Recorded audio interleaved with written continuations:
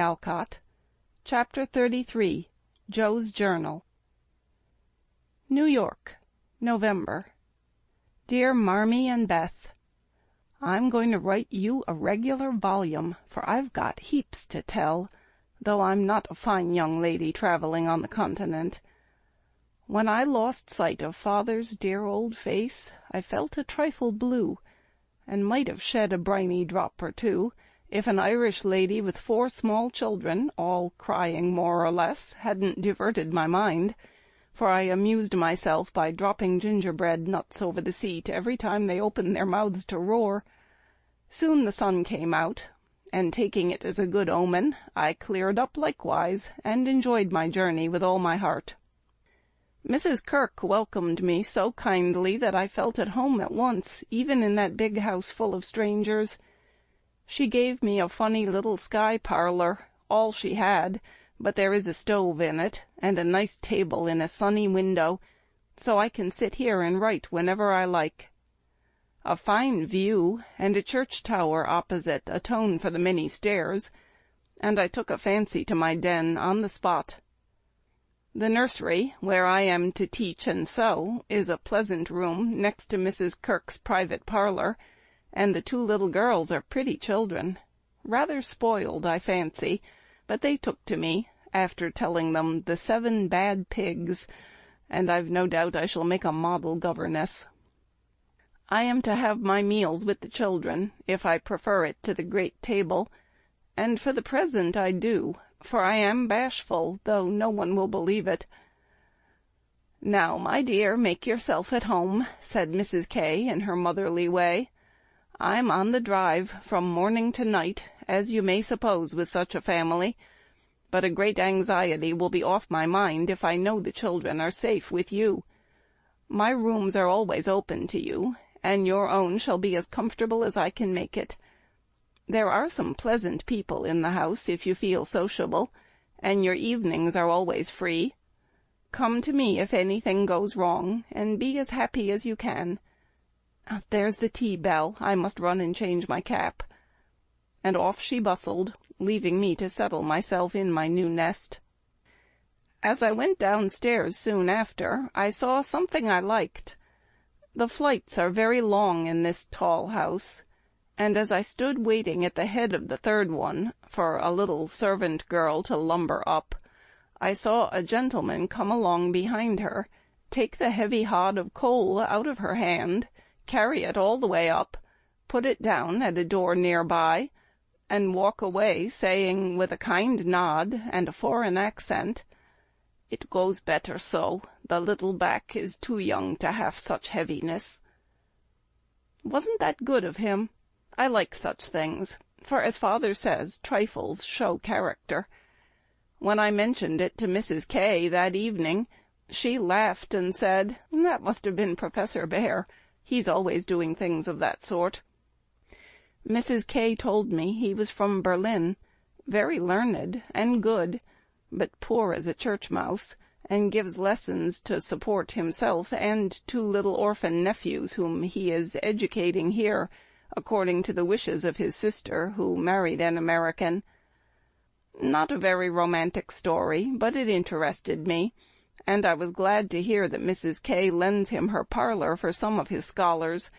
There is a glass door between it and the nursery, and I mean to peep in at him, and then I'll tell you how he looks.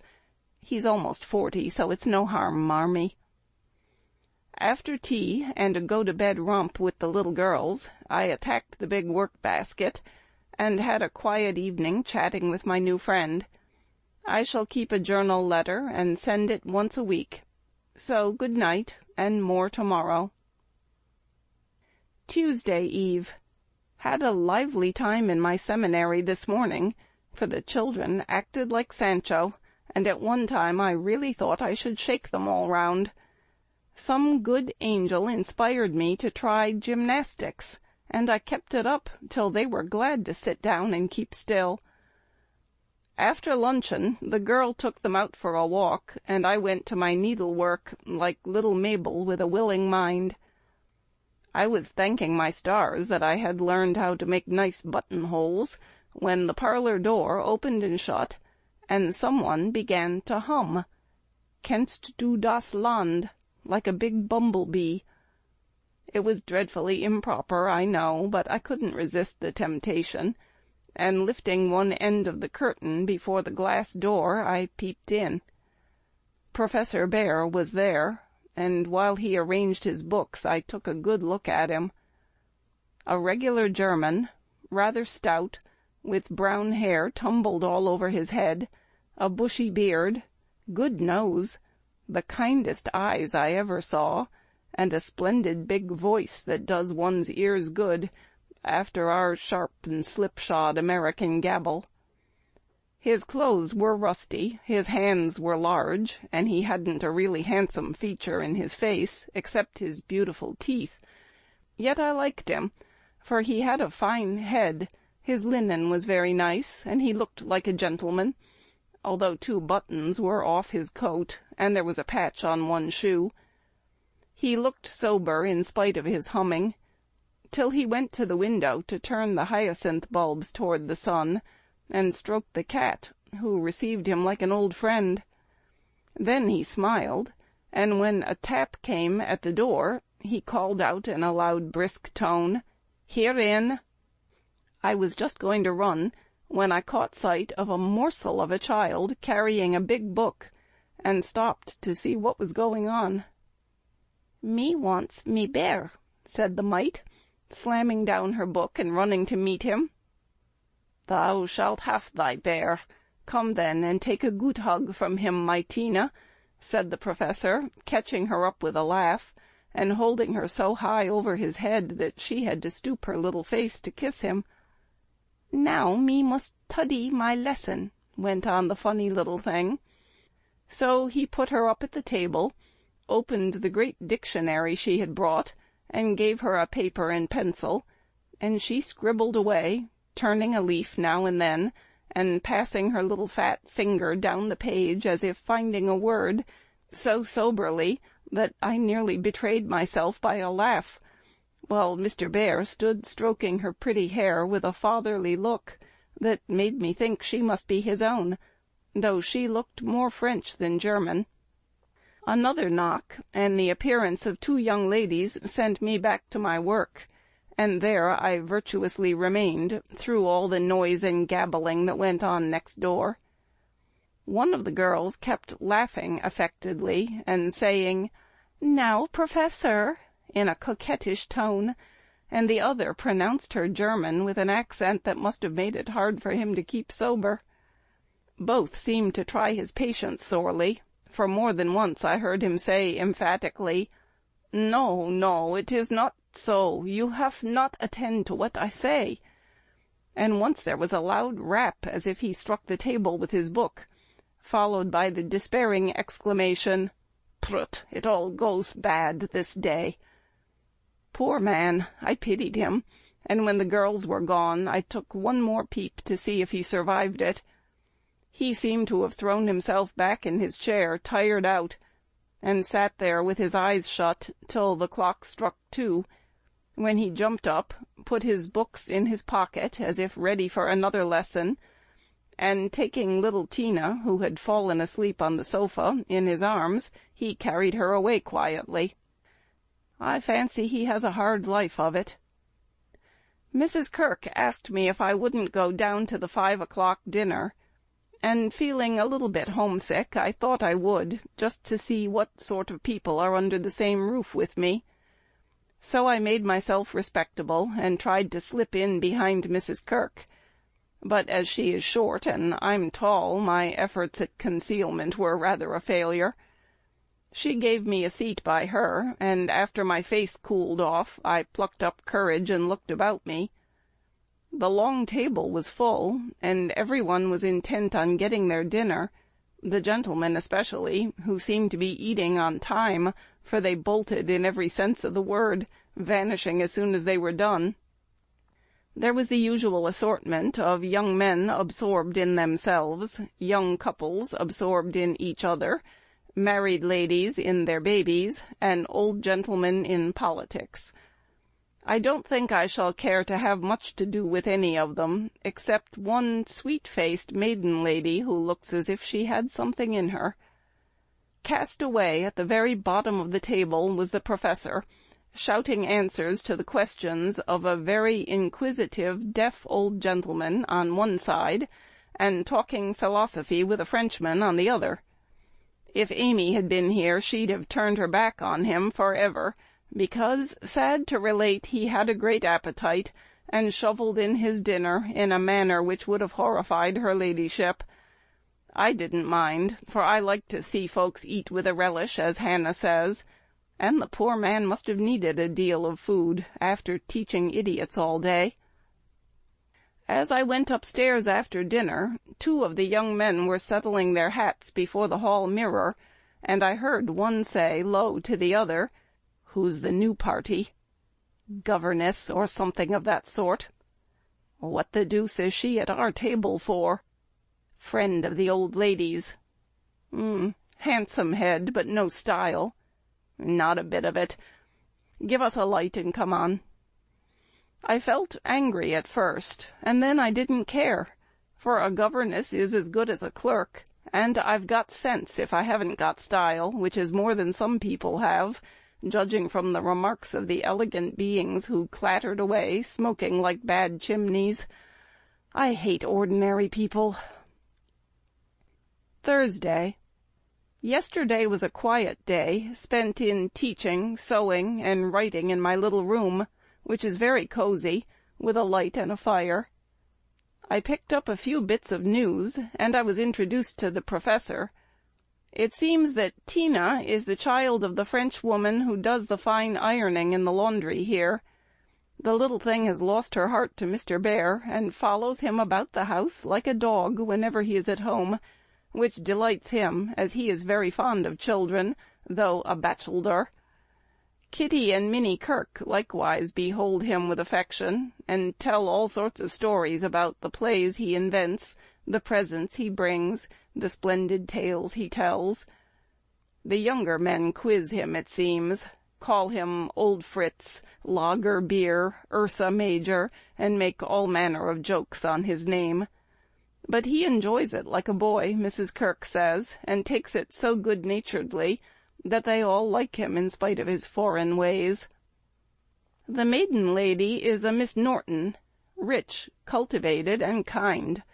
She spoke to me at dinner today, for I went to the table again, it's such fun to watch people, and asked me to come and see her in her room.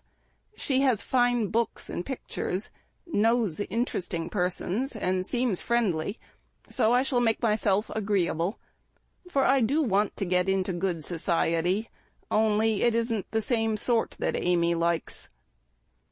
I was in our parlour last evening when Mr. Bear came in with some newspapers for Mrs. Kirk. She wasn't there, but Minnie, who is a little old woman, introduced me very prettily. "This is Mamma's friend, Miss March." "Yes, and she's jolly, and we like her lots," added Kitty, who is an enfant terrible. We both bowed, and then we laughed, for the prim introduction and the blunt addition were rather a comical contrast. "Ah, yes, I hear these naughty ones go to vex you, Miss March. If so again, call at me, and I come," he said, with a threatening frown that delighted the little wretches. I promised I would, and he departed.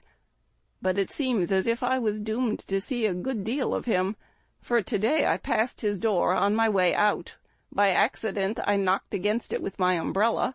It flew open, and there he stood in his dressing-gown, with a big blue sock in one hand and a darning needle in the other. He didn't seem at all ashamed of it, for when I explained and hurried on, he waved his hand, sock and all, saying in his loud, cheerful way, "You have a fine day to make your walk. Bon voyage, mademoiselle." I laughed all the way downstairs, but it was a little pathetic also to think of the poor man having to mend his own clothes. The German gentlemen embroider, I know, but darning hose is another thing, and not so pretty. Saturday. Nothing has happened to write about, except a call on Miss Norton, who has a room full of pretty things, and who was very charming, for she showed me all her treasures, and asked me if I would sometimes go with her to lectures and concerts as her escort if I enjoyed them. She put it as a favour, but I'm sure Mrs. Kirk has told her about us, and she does it out of kindness to me. I'm as proud as Lucifer, but such favours from such people don't burden me, and I accept it gratefully. When I got back to the nursery there was such an uproar in the parlour that I looked in, and there was Mr. Bear down on his hands and knees, with Tina on his back, Kitty leading him with a jump rope, and Minnie feeding 2 small boys with seed cakes, as they roared and ramped in cages built out of chairs. "We are playing Nagerie," explained Kitty. "Dis is mein Effelunt," added Tina, holding on by the Professor's hair. "Mamma always allows us to do what we like Saturday afternoon when Franz and Emil come, doesn't she, Mr. Bear?" said Minnie. The Effelunt sat up, looking as much in earnest as any of them, and said soberly to me, "I give you my wort it is so. If we make too large a noise, you shall say hush to us, and we go more softly." I promised to do so, but I left the door open, and enjoyed the fun as much as they did, for a more glorious frolic I've never witnessed. They played tag and soldiers, and danced and sang, and when it began to grow dark they all piled onto the sofa about the Professor, while he told charming fairy stories of the storks on the chimney tops, and the little kobolds who ride the snowflakes as they fall. I wish Americans were as simple and natural as Germans, don't you?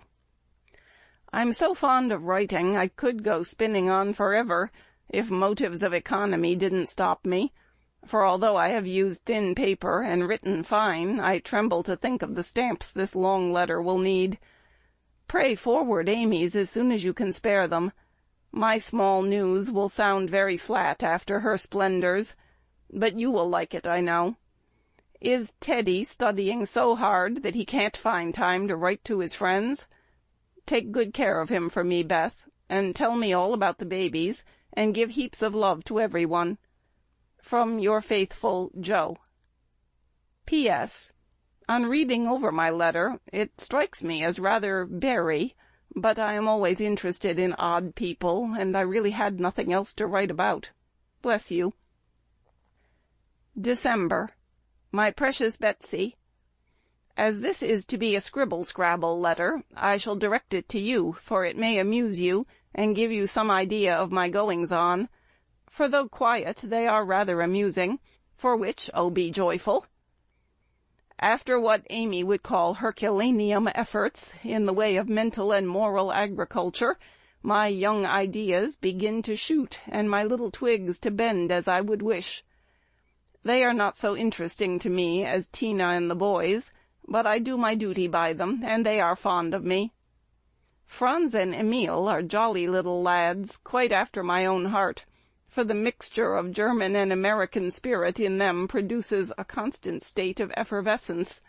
Saturday afternoons are riotous times, whether spent in the house or out, for on pleasant days they all go to walk, like a seminary, with the Professor and myself to keep order, and then such fun. We are very good friends now, and I've begun to take lessons. I really couldn't help it, and it all came about in such a droll way that I must tell you. To begin at the beginning, Mrs. Kirk called to me one day as I was passing Mr. Bear's room, where she was rummaging. "Did you ever see such a den, my dear? Just come and help me put these books to rights, for I've turned everything upside down trying to discover what he has done with the 6 new handkerchiefs I gave him not long ago." I went in, and while we worked I looked about me, for it was a den to be sure. Books and papers everywhere, a broken meerschaum, and an old flute over the mantelpiece as if done with. A ragged bird without any tail chirped on one window-seat, and a box of white mice adorned the other. Half-finished boats and bits of string lay among the manuscripts. Dirty little boots stood drying before the fire, and traces of the dearly beloved boys, for whom he makes a slave of himself, were to be seen all over the room. After a grand rummage, 3 of the missing articles were found, 1 over the bird-cage, 1 covered with ink, and a 3rd burned brown, having been used as a pot-holder. "Such a man," laughed good-natured Mrs. K. as she put the relics in the rag-bag. "I suppose the others have been torn up to rig ships, bandage cut fingers, and make kite-tails. It's dreadful, but I can't scold him. He's so absent-minded and good-natured. He lets those boys ride over him roughshod. I agreed to do his washing and mending, but he forgets to give me his things, and I forget to look them over, so he comes to a sad pass sometimes." "Let me mend them," I said. "I don't mind it, and he needn't know. I'd like to, he's so kind to me about bringing my letters and lending books." So I have got his things in order, and knit heels into 2 pairs of the socks, for they were boggled out of shape with his queer darning. Nothing was said, and I hoped he wouldn't find it out. But one day last week he caught me at it. Hearing the lessons he gives to others has interested and amused me so much that I took a fancy to learn, for Tina runs in and out leaving the door open, and I can hear. I had been sitting near this door finishing off the last sock, and trying to understand what he said to a new scholar who is as stupid as I am. The girl had gone, and I thought he had also, it was so still, so I was busily gabbling over a verb and rocking to and fro in a most absurd way, when a little crow made me look up, and there was Mr. Bear, looking and laughing quietly, while he made signs to Tina not to betray him. "So," he said, as I stopped and stared like a goose, "you peep at me, I peep at you, and this is not bad. But see, I am not pleasanting when I say, 'Have you a wish for German?'" "Yes, but you're too busy. I am too stupid to learn," I blundered out, as red as a peony. "Prut, we will make the time, and we fail not to find the sense. At evening I shall give a little lesson with much gladness, for look you, Miss March, I have this debt to pay," and he pointed to my work. "Yes, they say to one another, these so kind ladies, 'He is a stupid old fellow, he will not see what we do. He will never observe that his sock heels go not in holes any more. He will think his buttons grow out new when they fall, and believe that strings make theirselves.' Ah, but I have an eye, and I see much. I have a heart, and I feel thanks for this. Come, a little lesson now and then, or no more fairy good works for me and mine." Of course I couldn't say anything after that, and as it really is a splendid opportunity, I made the bargain, and we began. I took 4 lessons, and then I stuck fast in a grammatical bog.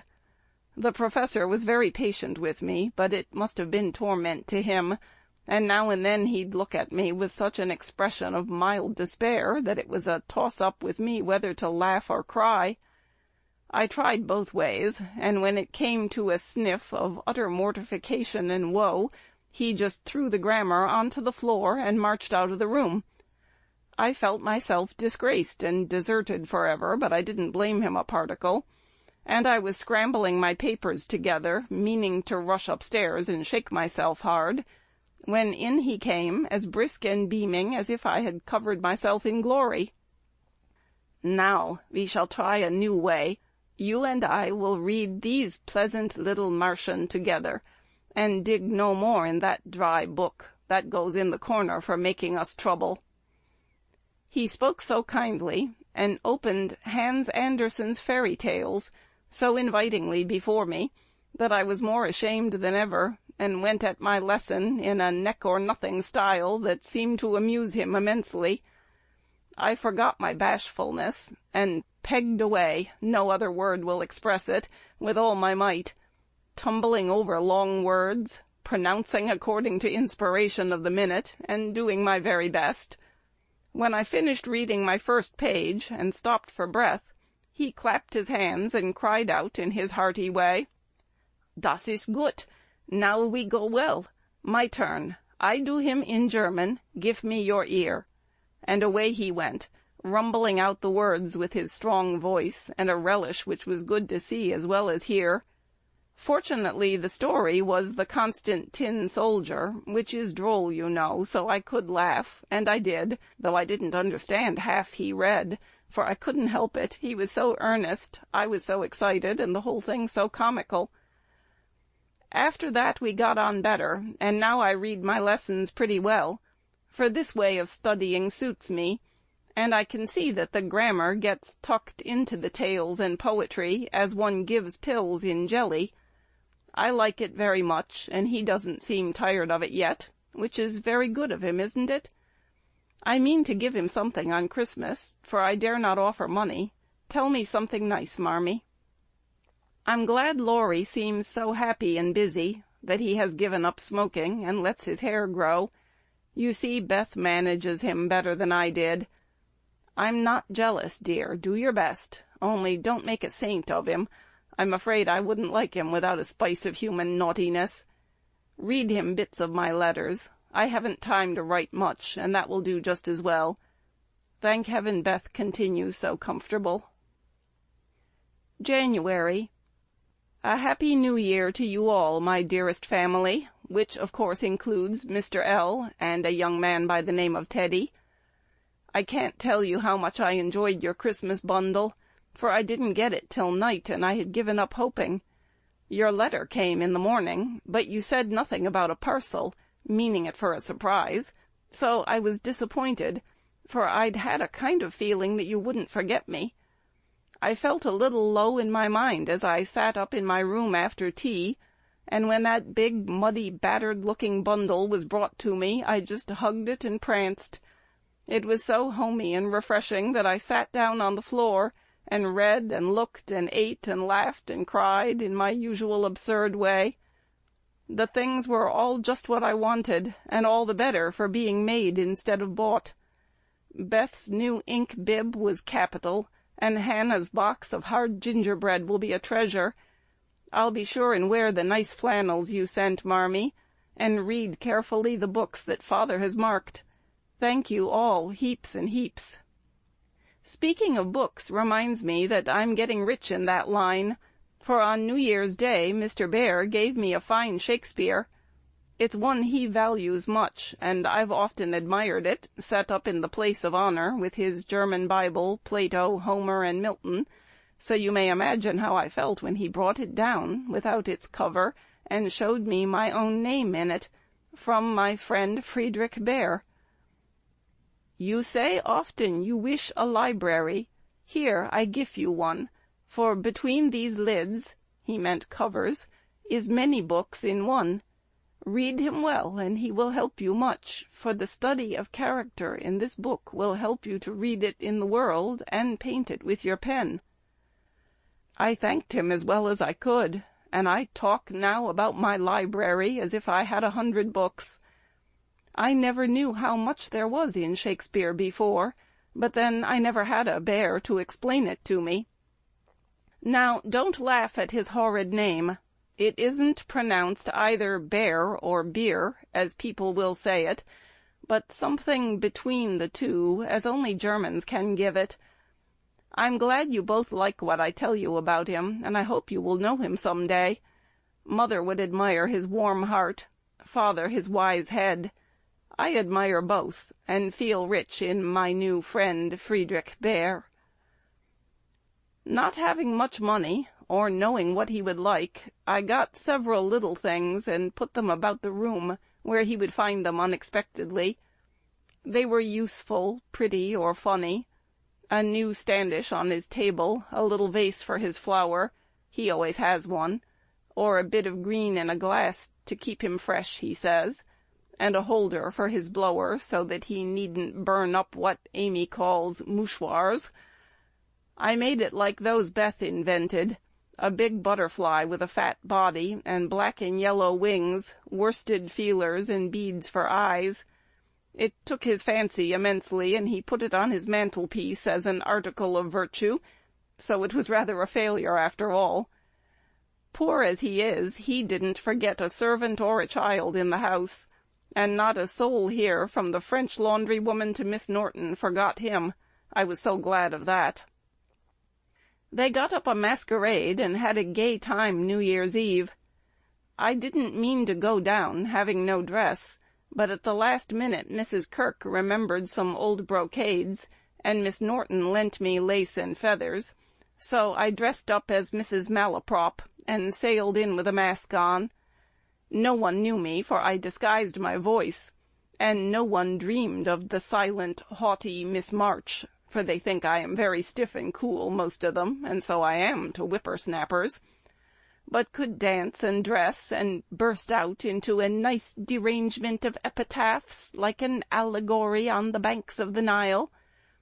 I enjoyed it very much, and when we unmasked it was fun to see them stare at me. I heard one of the young men tell another that he knew I'd been an actress. In fact, he thought he remembered seeing me at one of the minor theatres. Meg will relish that joke. Mr. Bear was Nick Bottom, and Tina was Titania, a perfect little fairy in his arms. To see them dance was quite a landscape, to use a Teddyism. I had a very happy New Year, after all, and when I thought it over in my room, I felt as if I was getting on a little, in spite of my many failures, for I'm cheerful all the time now, work with a will, and take more interest in other people than I used to, which is satisfactory. Bless you all. Ever your loving, Joe. End of chapter 33.